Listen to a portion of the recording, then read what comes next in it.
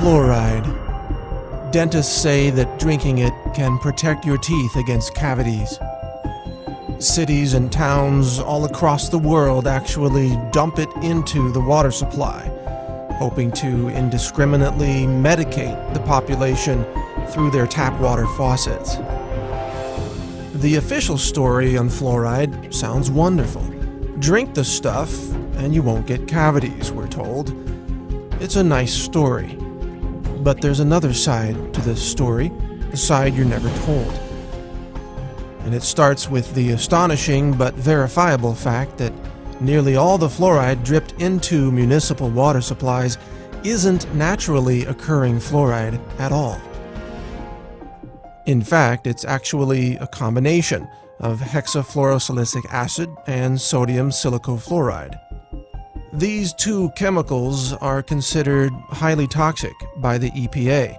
They're actually classified as hazardous waste, and when packaged for transportation, they must be labeled as poison and handled by workers wearing industrial safety gear.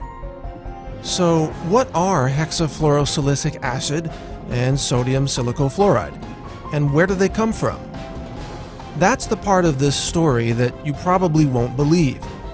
That is, not until you check it out for yourself.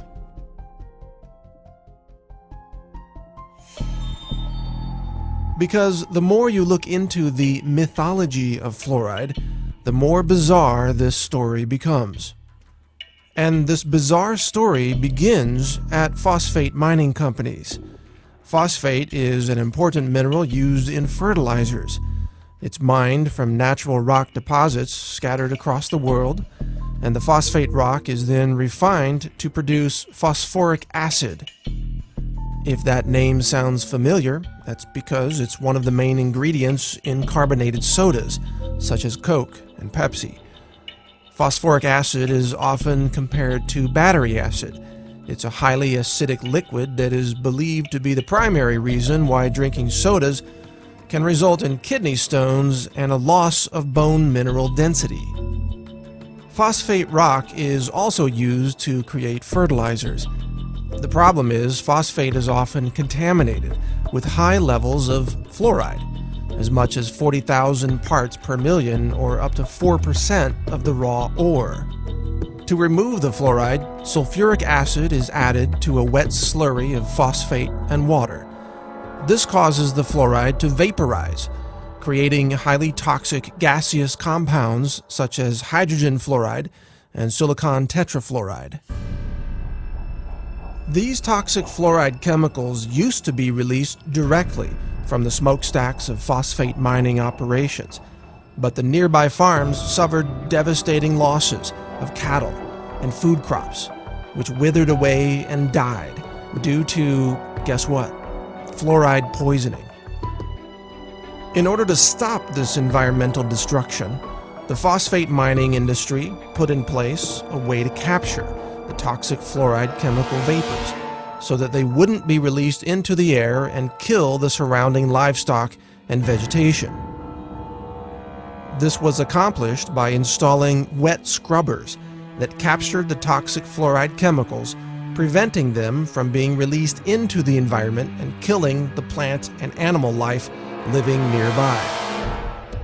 It is from these wet scrubbers that toxic fluoride chemicals are now harvested. They're collected, repackaged, shipped to your local city, and then dumped into the municipal water supply. So instead of these toxic fluoride chemicals being released by the phosphate mining smokestacks, they are instead captured and then released into the water supply of large cities, where the chemicals then contaminate the water of millions of people at a time. This is called water fluoridation.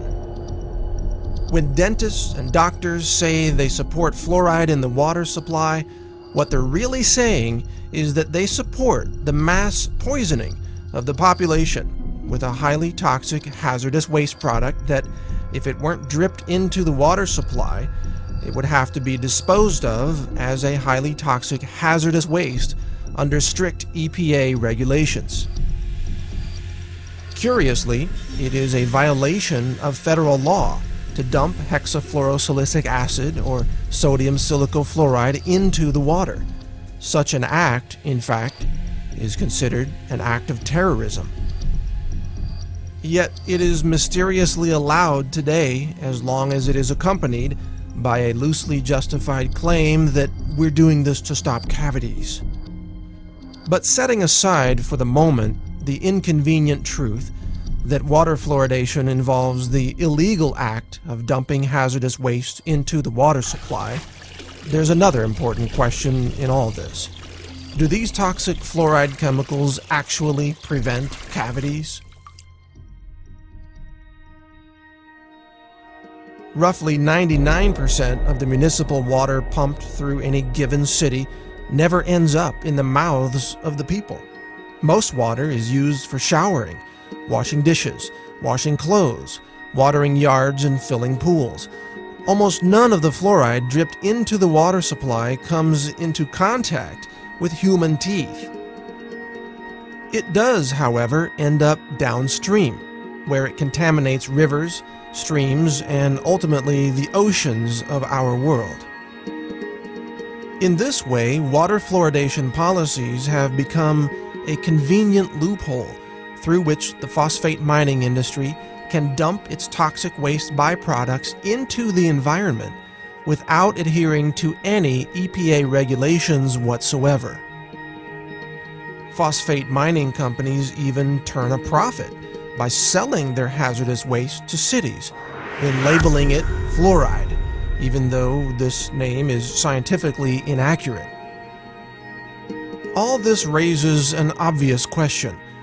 If fluoride kills cows and crops and fish and is considered a hazardous waste chemical by the EPA, then how could it be healthy to ingest? And why don't doctors and dentists, even though they openly recommend fluoride, sometimes with irrational exuberance, know where fluoride really comes from? If dentists knew fluoride was derived from the chemical waste of the phosphate mining industry, would they still recommend that we consume it? The truth about fluoride is a lot like the truth about Enron or Goldman Sachs or every other shocking revelation that nobody believed until it suddenly became obvious that we were all being fooled for so long. Fluoride is a clever scheme where a hazardous waste chemical is dumped into the environment by passing it through the bodies of people first. We, the people, have become the toxic waste dump site of the phosphate mining industry, and chances are your local dentist fully supports this entire process. Over the last several decades, an astonishing 24 studies have established a statistical link between fluoride exposure and low IQs in children. One study conducted by the Center for Endemic Disease Control in China found that each additional milligram of fluoride detected in every liter of a child's urine was associated with a 0.59 point decrease in their IQ score. Another study found that fluoride exposure slashed the number of children achieving high IQs by more than 70%. It shouldn't be surprising, of course, to learn that consuming a hazardous chemical might impair brain function.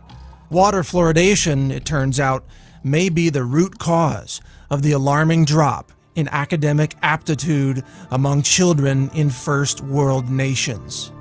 Historically speaking, the mathematics that were taught to 8th graders in the 1950s are now college-level courses in 2011. Maybe the reason why Johnny can't read or spell is because Johnny's been drinking too much fluoride. So I have 3 bits of advice for you. First, for your dental needs, always seek out a holistic dentist who understands the toxicity of fluoride and mercury. They will advise you not to drink toxic fluoride chemicals from your tap water. Secondly, don't drink unfiltered tap water. In addition to the toxic fluoride chemicals, tap water is also usually contaminated with chlorine and even dangerous elements from old water pipes. Buy a good countertop water filter from a company like Aquasana, or get a whole house filter to remove chlorine and fluoride from the water entering your home. Thirdly, help fight water fluoridation in your local city or town. If your city is like most cities, water fluoridation policies have been pushed by dentists and doctors who are technically ignorant of the origins and composition of fluoride, and yet they seek to assert power over the composition of your local water supply. They essentially attempt to mass medicate the entire population with what can only be called a drug, a biologically active chemical that they claim can prevent a health condition. And yet, has this drug called fluoride ever received FDA approval as a drug? Have the individual members of the population been individually assessed for their need for such a drug? Have medication doses and drug interactions been considered? Has anyone even been written a prescription for this drug? The answer is no. Fluoride is an unapproved drug being used in a highly illegal mass medication scheme that provides an excuse for the real agenda of disposing of a highly toxic, hazardous waste chemical. It's time to stop fluoride. Demand an end to fluoridation in your local cities and towns. Call for those who purchase and handle fluoride to stop what they're doing. Question the safety of these toxic chemicals being dripped into the water supply. These are actions that endanger the public. They could be called acts of terrorism. And publicly shame the doctors and dentists who have taken part in this mass chemical poisoning, causing untold harm to populations all over the world. Help us stop the fluoride poisoning of our world. Learn more at naturalnews.com. Join the Facebook group No Fluoride.